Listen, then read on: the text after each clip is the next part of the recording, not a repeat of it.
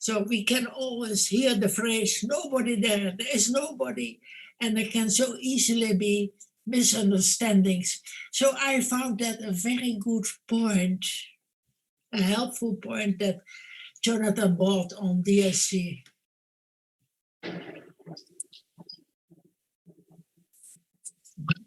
So, is there anyone now? So if we know the background on all your explanations, then it is full of meaning that there is nobody here. But without listening, many times one should listen, not just once, then it becomes more clearly.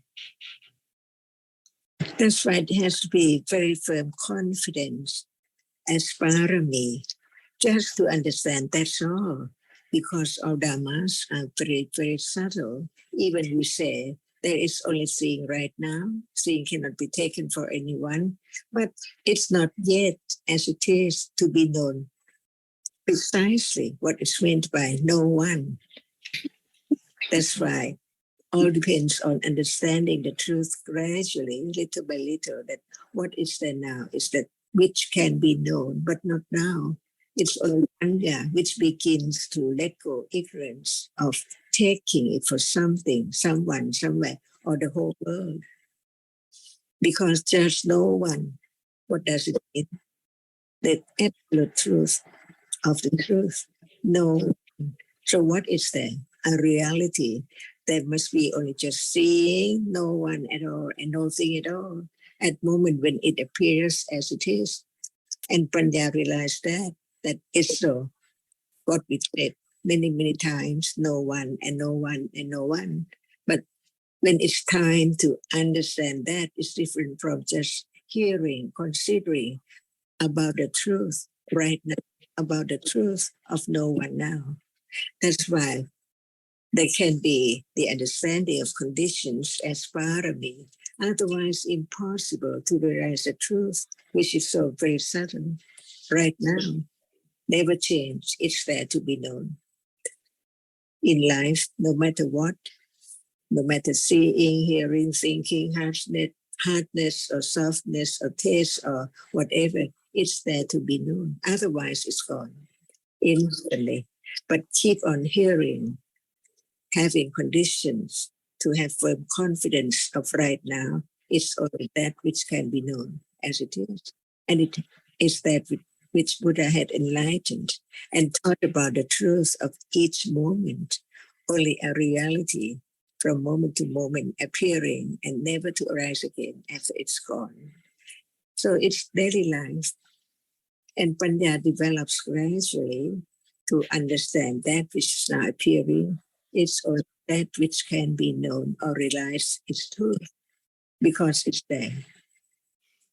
Only that just right understanding develops gradually, not to forget about the truth of that which is now appearing as no one.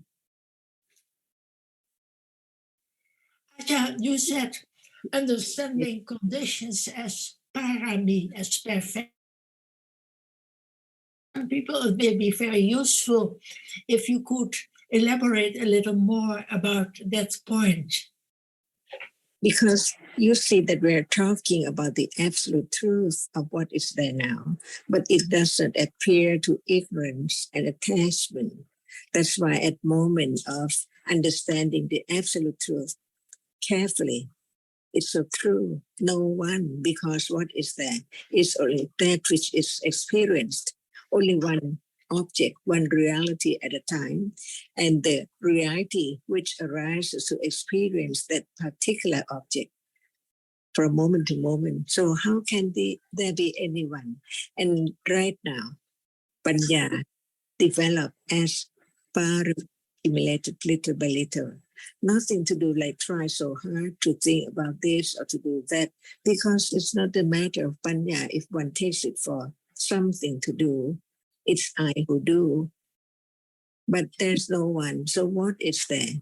Be patient to understand that it's there as it is, but it does not appear to ignorance as it is at all, because ignorance does not understand anything about it at all. Nothing that what is that which is seen in truth? Can it be other thing rather than that which is experienced as different colors, one at a time in life?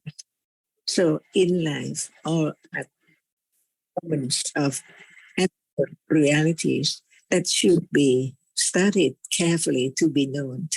And that moment, right understanding, letting go itself by itself, when there is understanding, no matter at what level, even intellectual understanding, it let go the idea of something. And what are the connection with parami?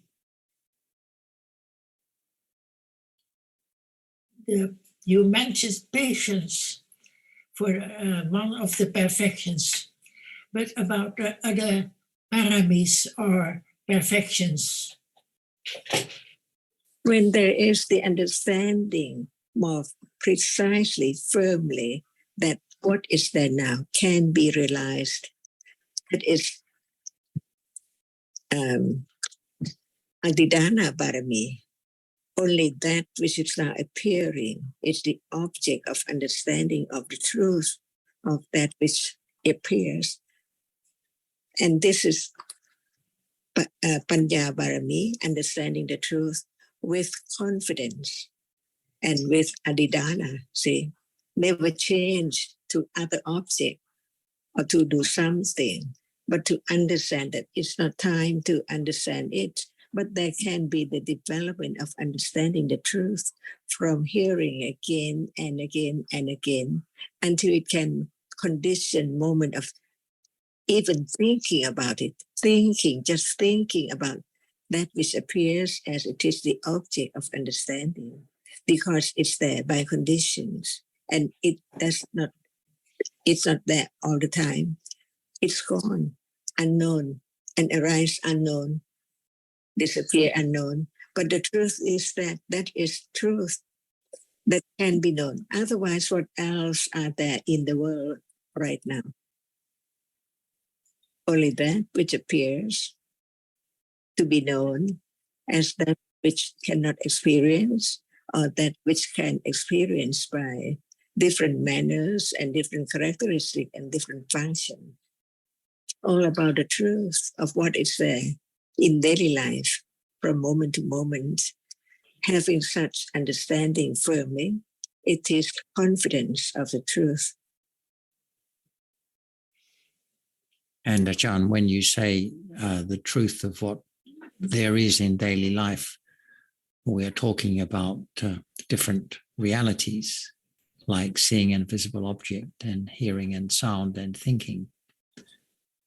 And can we say that every moment of understanding of different realities, awareness and understanding helps to chip away at the wrong view of self and gradually leads to the eradication of all wrong view? That's right. That's it. So it's useful to be reminded that there are just different realities arising and falling away at the present moment.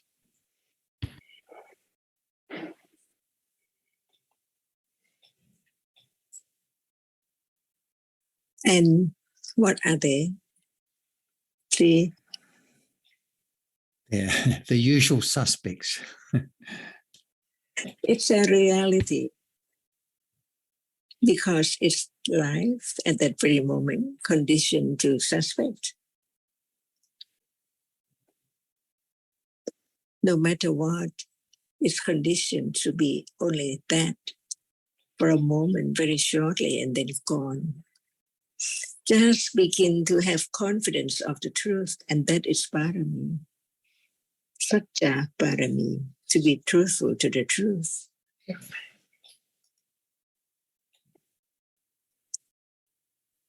Otherwise, how can there be moment of beginning to understand better and better of that which appears as that which is seen? See, it's that which is seen, that's it. because it's seen by what? That which arises just to see it.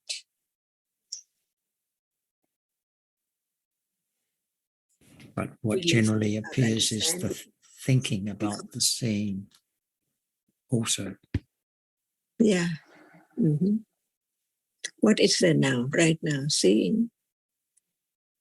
There is that which is seen for sure. There must be seeing and that which is seen, yes. Mm-hmm. And part of me is not forgetful about the truth. No matter it is wholesome reality or unwholesome reality, they are real when they are there.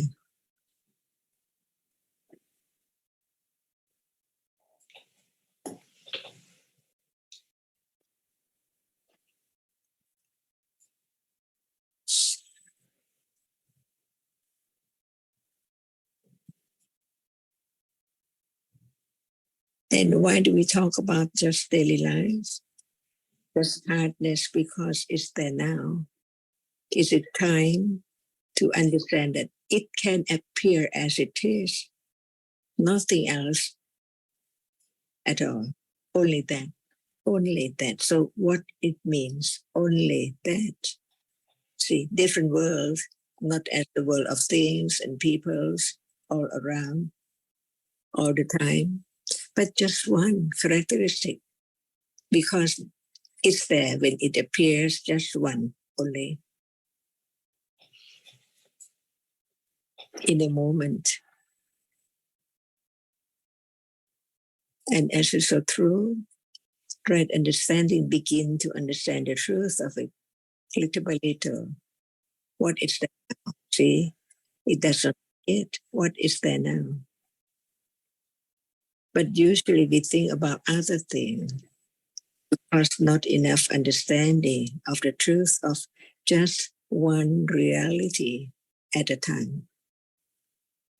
So we talk about just one reality from time to condition moment of directly understanding it.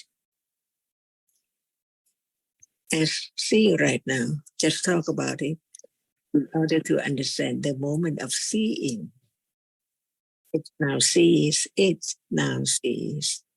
Gradually understanding the truth that what it's meant by it, not I, or any, only seeing itself. So it's a reality which can experience only that which is seen. All in one's life, seeing cannot be changed at all.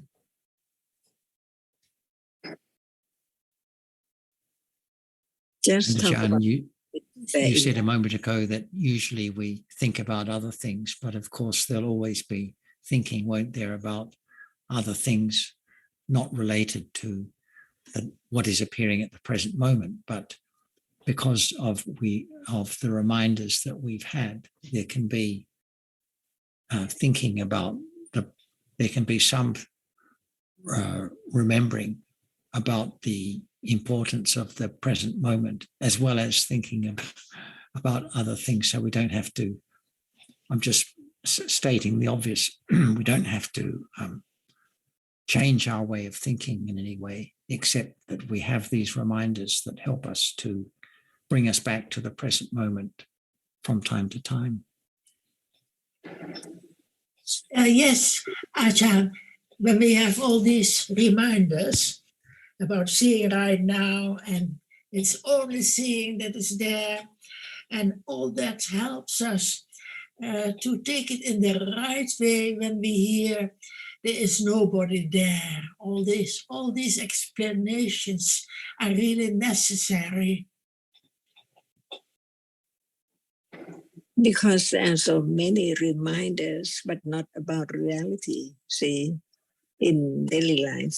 That's why whatever is there in daily life can be talked about, the truth of it. And that is conditions to get closer and closer to understand the truth.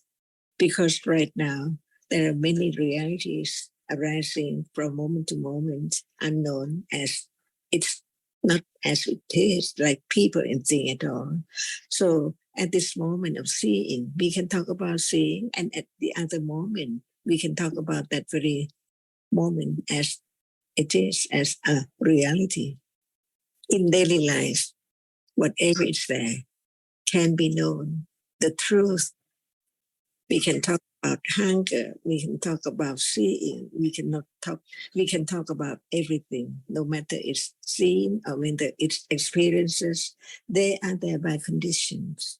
So it's time to develop right understanding at moment of discussing about the truth of whatever is there. And after that, it depends on conditions, whether they can condition the moment to read about the truth or to talk about it or to be aware, all by conditions. What hasn't been developed before as right understanding will gradually object of thought by conditions, by accumulation. It's so natural because it's not there. And right understanding knows how much understanding of the truth, or begin with it's there, it's so true, it can be known from moment to moment. And that can be the reminder for it's there now to be known, no matter what. Otherwise, there must be a moment that takes one's way from what is close as seeing, hearing, thinking, hardness right now.